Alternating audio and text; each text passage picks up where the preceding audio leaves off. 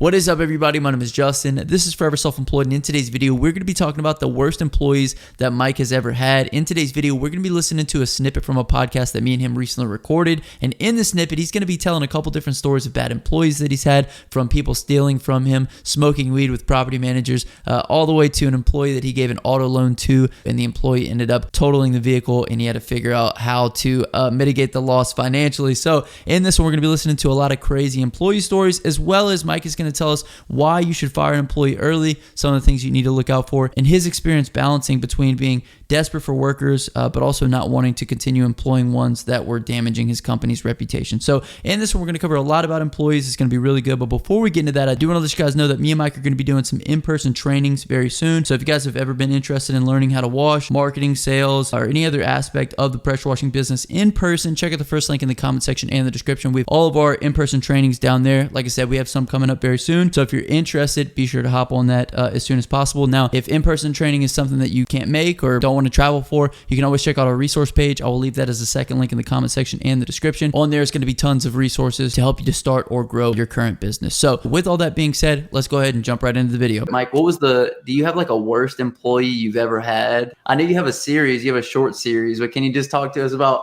one of those experiences?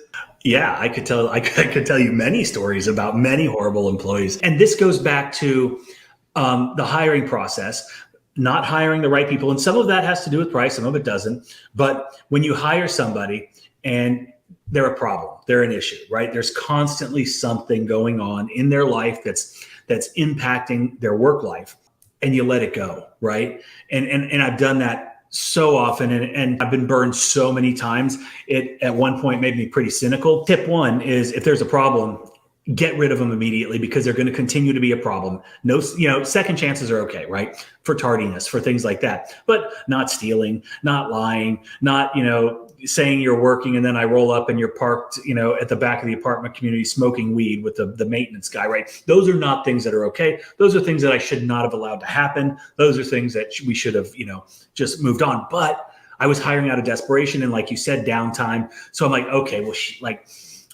okay, just don't smoke so much weed. And so now I've got like a zero tolerance policy on all bullshit, right? Like zero tolerance.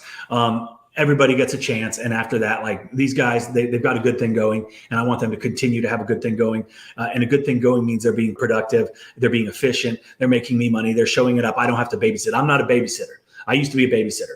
I made a commitment to myself about 3 years ago that I am no longer being a babysitter, right? I am eliminating all stress from my life. And that's one of the reasons I sold my landscape business, because I was done being a babysitter. You made a good reference to, if they're a problem early, then usually you just need to cut them, because they're going to continue to be a problem. So I had a guy that was always an issue.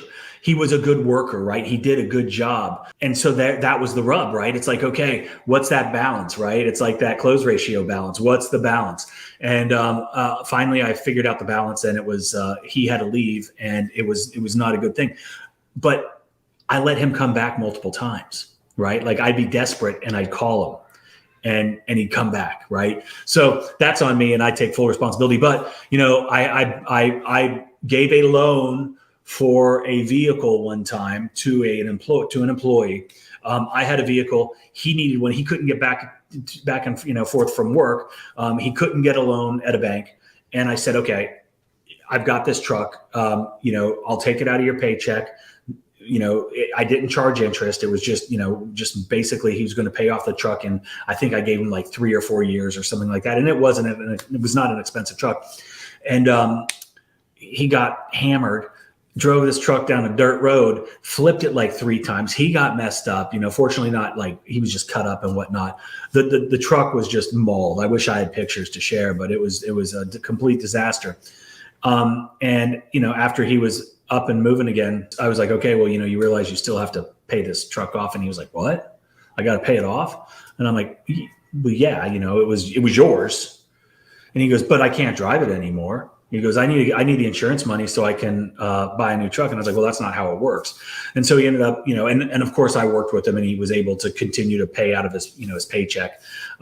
for some of it. But yeah, so that was one. He's also one that had, stolen a bunch of equipment, tried to sell some of my lawn care equipment, and, got busted because he was wearing a company shirt, things like that. And that was the final straw. And I was like, okay, obviously, this is not So there had been like previous malfeasances. This wasn't the first time that an issue had arisen. But it was every single day there was something. And it was like I was spending more time dealing with employee issues than I was running my business. And that can have such an impact, right? Bad employees will hurt your business more than you'll ever know.